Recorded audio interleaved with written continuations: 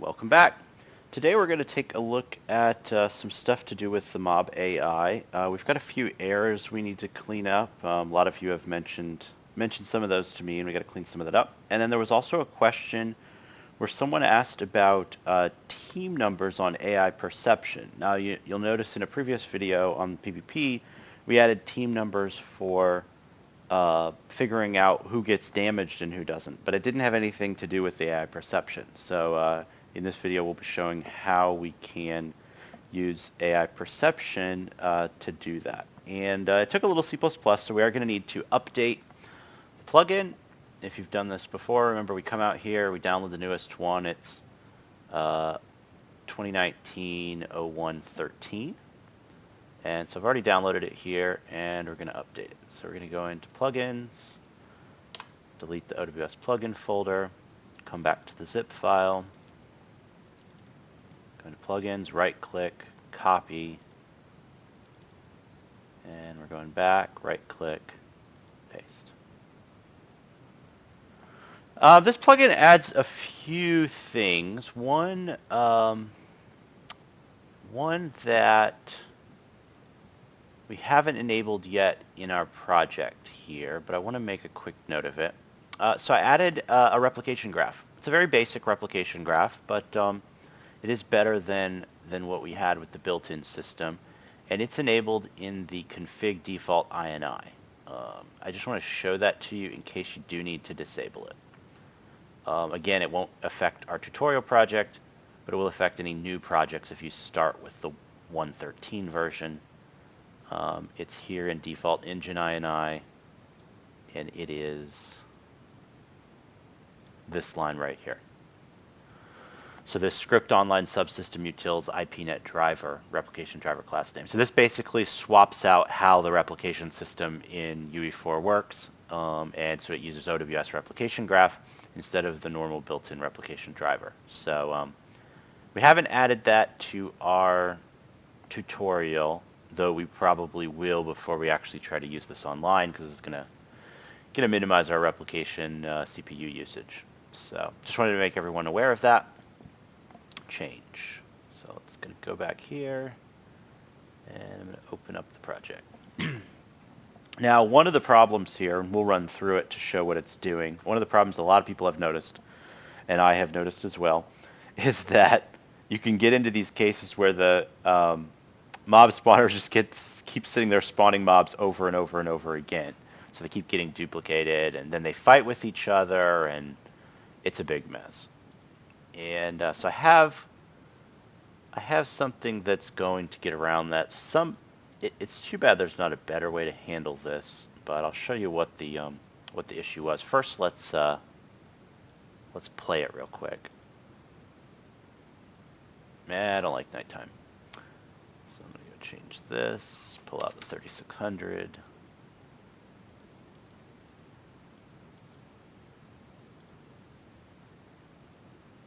Okay, so let's see if we can get it to do it. I wasn't having any trouble getting it to do it today when I was testing.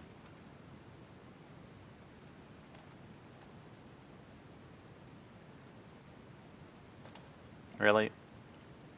Actually, you know what, in the test when I was testing with, I actually had two different overlapping mobs. I wonder if that was part of the problem. Anyway, I know a lot of you have seen the issue where it will duplicate them and they'll start fighting each other. It has to do with how begin overlap and end overlap, how they double fire. You can actually get to a spot where it'll just sit there and keep firing both of them. Now we tried to add a latch to stop that, but what I ended up doing instead to fix it, no, we're not going to be able to get it to do it here. Let's try what I did on the other one is I had this here, and I copied and pasted and added another one, because I've got to have more than one mob spawner. See if maybe that's able to get it to do it.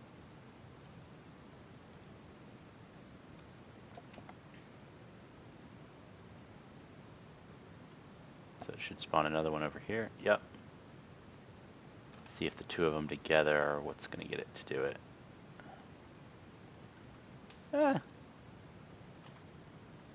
It's pretty much happening to me constantly. Oh, and look, you can see they're fighting each other, right?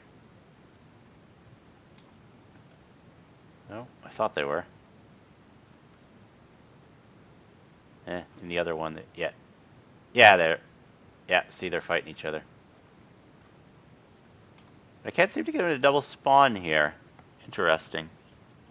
I think I'm still going to make the change.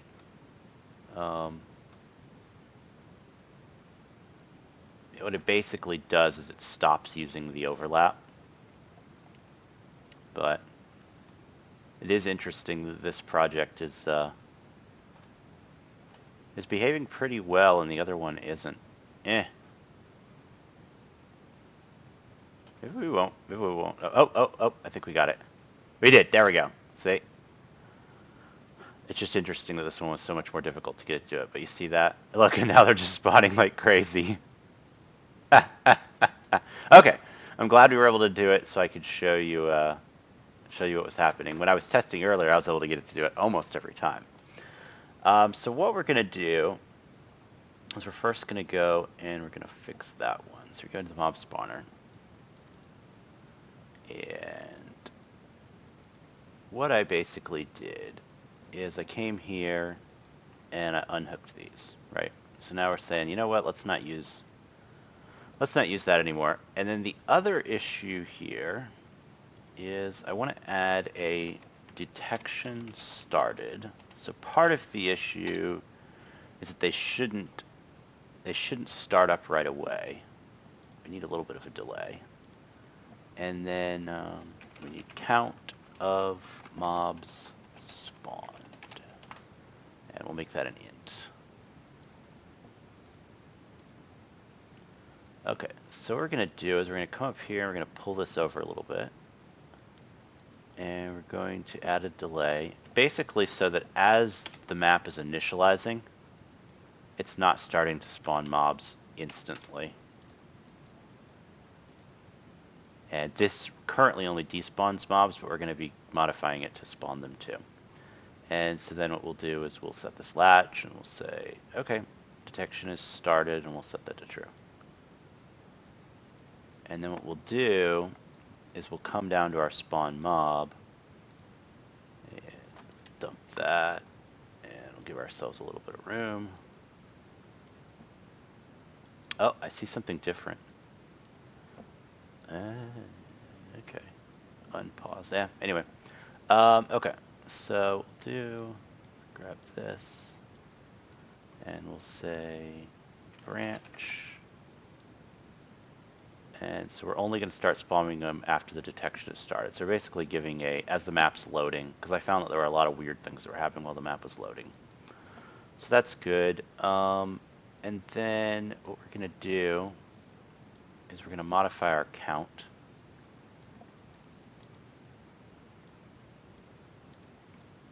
And I'm hitting ++, grab the increment int.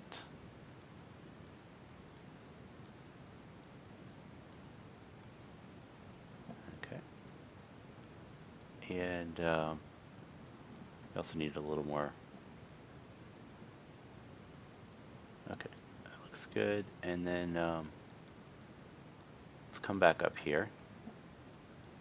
So what I did is I said, okay, so this checks to see is there any third-person characters, meaning player characters, within the radius. And then it basically says, you know, is less than 1. So less than 1 means no, there's not. So the false means yes, there is. So we're going to add another branch here. It basically says, okay, well, if somebody's within it, which is what this false would mean, then let's check to see if you've already spawned a mob. So we're going to get this, and we're going to say less than 1, which would basically be 0.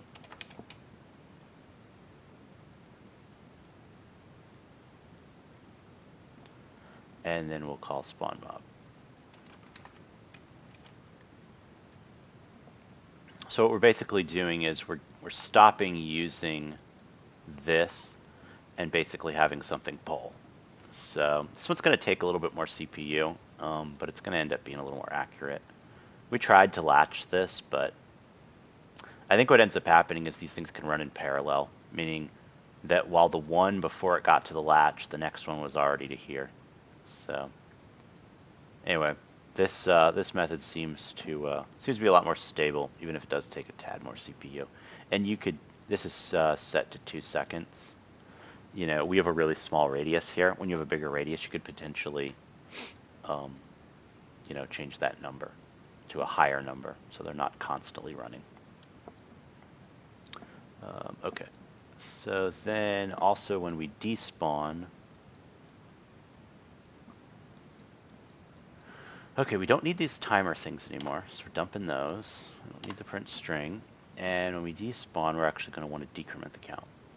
So I'm dragging, I'm hitting minus minus, we're grabbing decrement inked. Basically makes it 1 less than what it was. And to be safe, I'm also decrementing the int on either of the failure cases,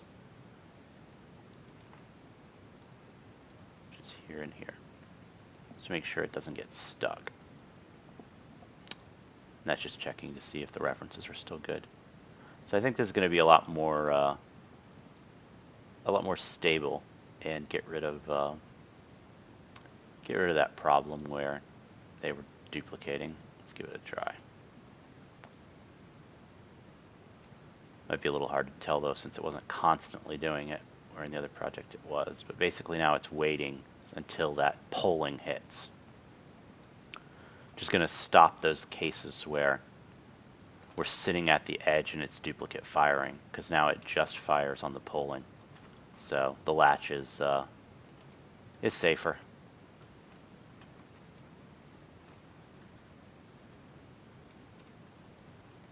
Can we get these two guys to attack each other?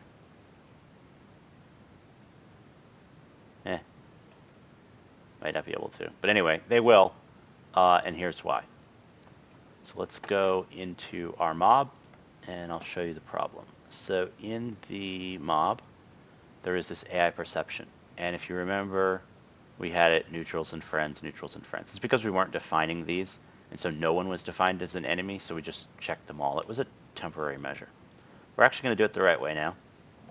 So we're going to dump those, which means now they will only detect enemies. So we're going to have to tell it who's an enemy and who's not. And so there's a way that we can do that. And so what we're going to do, go to this mob AI controller, and we have a team number that's in the mob already. So if I drag this off, I can do get team number, okay? And you'll remember that's the one that loads from here, right here, right? So the player is going to load as 1, okay? But the mob doesn't load from that. You have to set it. And so we'll set that here. And it's getting set to 0. So basically 0 are the mobs, 1 is the player. And so that's going to work because they're different, and so if they're different, it's an enemy. That's the default. There actually are ways in the future we could go and say, okay, you know, 0 and 1 are friends, 1 and 2 are enemies, and you can set up all that kind of stuff. But to begin with, we're just going to say anybody that doesn't match the team number is an enemy. And so we've got that team number here, which is a 0. And so what we want to do is we want to use this new node I added. So we're still using D2R Crowd AI controller. There is now a new one. So we're going to come up to, let's see, Mob AI controller, file, reparent blueprint. And there is now OWS AI controller. Okay, so you're going to want that. And reparent. And it should be pretty safe because they are practically the same. The OWS AI controller does still have the path following component, which was for the D2R Crowd. So it still has that. And now we're going to do set team number. So this is a new node that I just added that you just got in the plugin update. It allows us to take the team number, I don't want to have to set it in two places. You could have set it here too in the AI, but it's like, no, I want to just having data in one place is the best. So it's going to take that mob that we set as a 0, it's going to put in the team number, and that's going to feed the AI perception system. Okay? And then on the character, I've already added code in the background in OWS character, and it already is taking this one and putting it in. Okay? So we're going to show, though, that this actually works. So what we're going to do is we're going to start out here. And we're going to have, so right now they're 0, we're 1, so it should attack us. And it does. Okay, that's good. So now we're going to come back over here, and remember we had set it to 0, so now we're going to set, I just hit enter. So you could actually, if you want, you could scroll down and hit save, but enter does the same thing. And now we're going to come here, and now this guy's not going to have any interest in us.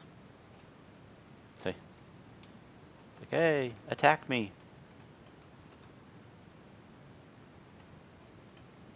Hey.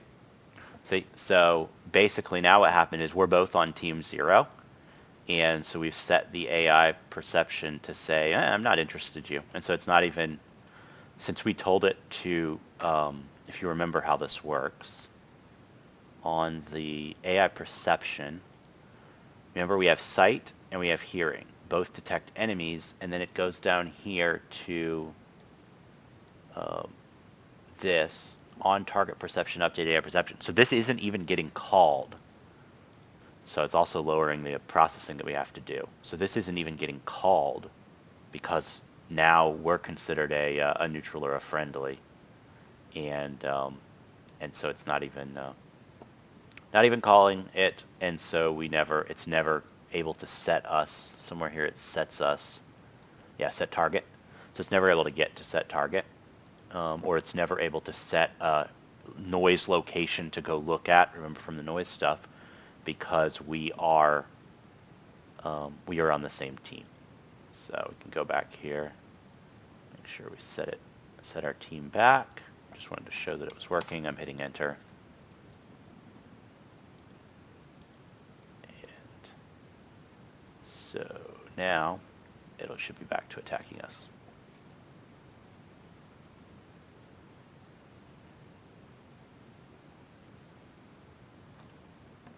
The other problem that this fixed as well with the area, so notice that these circles are actually kind of small. You would never actually want them to just pop up like that.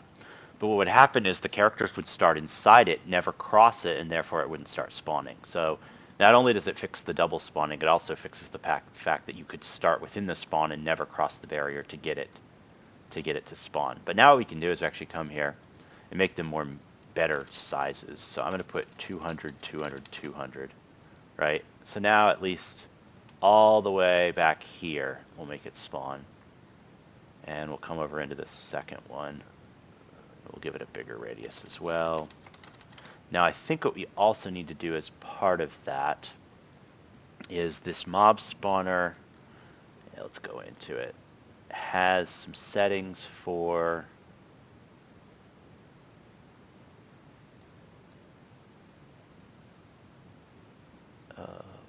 I thought it had some settings for despawning at a certain distance. Hold on. It might be in the behavior tree. Check distance to home. Yeah, so it was only 1,000. So we could probably make this bigger now. Let's try let's do 3,000. So we can come in and edit that. And are there any other distance related checks? I think that was the main one that made it go back, because the despawning was the other, so the only one was the run back. And let's give that a try real quick. Now it should chase us a bit further, because we upped it from 1,000 to 3,000, and it should spawn just from standing here. If we got 5-second load in, say, there it goes. That other one's probably going to spawn too over there.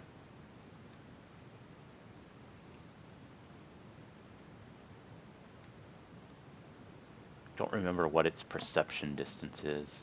We might need that to be a little higher. That's probably not too bad. So now it should run further. Okay. That doesn't make it disappear right away, so that's kind of nice. So anyway, we just had some short distances on that before for testing, but now we can kind of come up with a more realistic setting. And then remember, you can also come into the mob, and if you go to the AI perception, you can set these distances. Yeah, so the site radius was 3,000. So it'll actually see you all the way that it'll run. Same with the hearing radius. So it's not till 3,000 that it'll run back. Run back to its starting location, and that's also the distance. So that's probably not a bad spot for us to leave it right now. I think if there's anything else. Ignore that. I messed up my engine. I need to reinstall. I accidentally edited an engine file. I did kind of want to talk about the replication graph a little bit. Let's I know a lot of people were interested in that. So let's close this down, save everything, and I'll go back into this here, and we're going to go grab, and you can do this too if you want. Oh, it was default engine INI. And we're going to go find this line here, so IPNet driver, and then we're going to go back to our game, go into our config, default engine. You can add it wherever, but we'll put it in the same spot as the other one, which was in between these. So now when I load this back up, it's going to start using the new replication driver. I'm actually going to go get, there was a command, console command that shows how it works. UE4 console.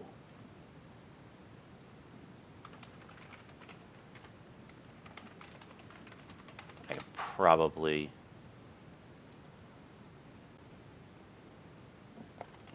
figure it out just from typing it in. Let's give it a try. So one of the things that this replication driver does is it spatializes your world so that it can send less. It basically doesn't have to test as many objects. So currently what would happen, let's say there were 40,000 replicated objects in this map, is that every frame you would have to check all 40,000 objects against each connection. So let's say you had 100 players, that's 100 connections. You would have 40,000 times 100. That's a big number. Yes, isNet relevant is fast, but you call something hundreds of thousands of times a frame, and I don't care how fast it is, it's going to slow you down. And so now what it does is it's actually, because we added that replication driver, it is spatializing the world into segments.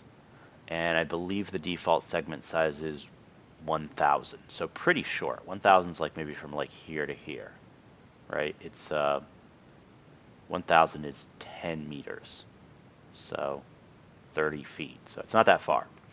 And it's basically building it, it's spatializing it, and then all of the objects are being spatialized into that as well, so that it's able to figure out very quickly that it only needs to look at certain ones around it and doesn't have to check the entire map. And so that's one of the cool things Replication Graphs is doing, and I'm now going to show you how you can actually view that spatialization and what's in it, if I can remember the console command. So I want to get these guys spawning so they can show up in our list. We don't have a ton of replicated things, right? So they're both in our thing. I'm going to try to see if I can figure it out here. Replication, no.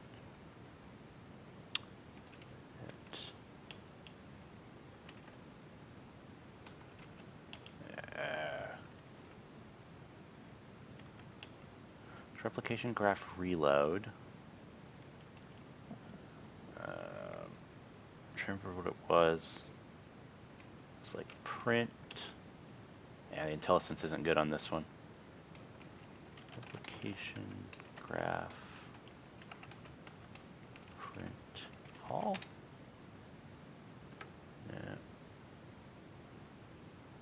Hold on a second. I'm gonna try to find it.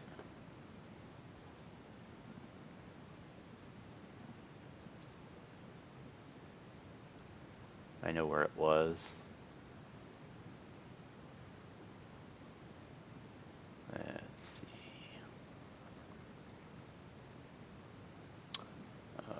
Let's see. UE4 Replication Graph. See if it lists the console commands in the docs. I'm trying to remember where I got it from. The docs don't have the command.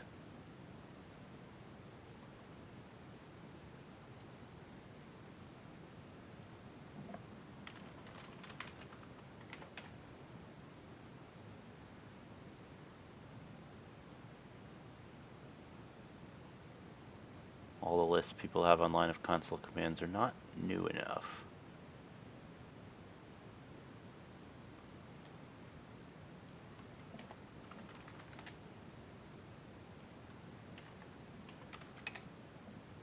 Yeah, it's going to run slower there because I'm on the other monitor.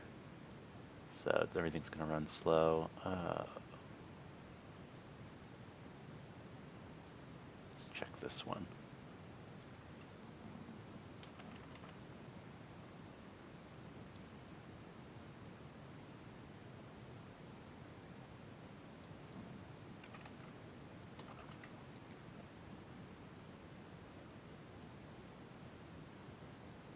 It was kind of cool. It showed on the screen. You could either show it on the screen or in the log. You could show what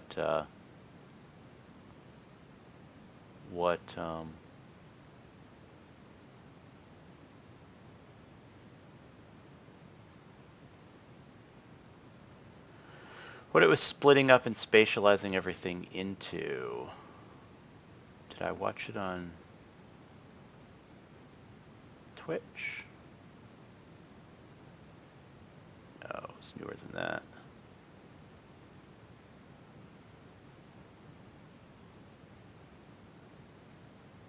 Oh, here we go. Just gotta find the right section. You're probably gonna hear some audio pop through. The way basic replication graph works is it just looks at like the existing properties on. We just take all the lists that are returned actors, and this is much example like full distance will have to change on like on all. Trying to find the spot in the video where it mentions it. Describe will. Oh! I see him doing it. These were the guys up here that got called out. If I do net.repgraph. That's it, net.repgraph. Okay. Console command net.repgraph.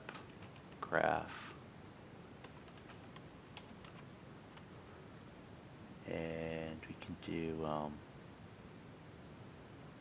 print all, I think. Okay. And then I'm hitting Shift F1 to get my console here, and it's okay. See these grid cells? This is what's figuring out to put in each of these grid cells. Yep, so see here? So it's automatically figuring out, it's building these cells, spatializing it, and then it's figuring out what needs to get in each one. So in cell 1, it's got harvestable tree, and third person character with ability C0, that's us. There's 2-5, these are the two mobs, right? So it's basically saying if you're in cell 0, you get this. If you're in cell 1, you get this. If you're in cell 2, you get this. 3 only has harvestable tree, so that must be further over that way. And what it's using to control these is actually the old settings. So I'll show you those real quick in case you want to play around with it. But this is the new replication graph system that they're using in Fortnite. And here are the settings we can use to control it. So for the mob, if we scroll down to replication, net call distance squared. So if you bring up your calculator and you take this value and you hit square root, 15,000. So we said 1,000 was 10 meters. So let's see, 15 times 10, 150 meters. So that's the default, right? So if you wanted to lower that, you wanted to just really like test what it was doing, you could be like, okay, I'm just going to do 1,000. It's only 10 meters. Oops. 1,000. Yeah, not doing too good here. 1,000 times 1,000. That's 1,000 squared. Okay, so I'm hitting Control C to copy that, and I'm going to set that in here on the mob. Okay, so now they're going to go a much less distance, and I'll show you actually what that happens. They're actually going to disappear now because they're going to stop getting replicated. Yeah, we'll probably have to get pretty close to one before it shows up. It's not that it's actually being despawned. Okay, I got to somehow figure out how to get him.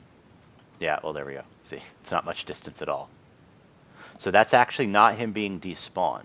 That's actually the replication, right? He's actually still in the world. He's just not being sent to our client. So if somebody else was within that distance of him, it would be sent to them, right? So now you can see how it's sitting there splitting up what it needs to send to each connection, and it's doing it very quickly. And on a large map like this is really important, right? Because we may not be interested in all the things that are happening over on the other side of that mountain. And so by using this spatialization along with this distance, I'm going to go back and set it to what it's supposed to be by hitting the reset. So now it's back to whatever we said, 150 meters, I think. Something like that.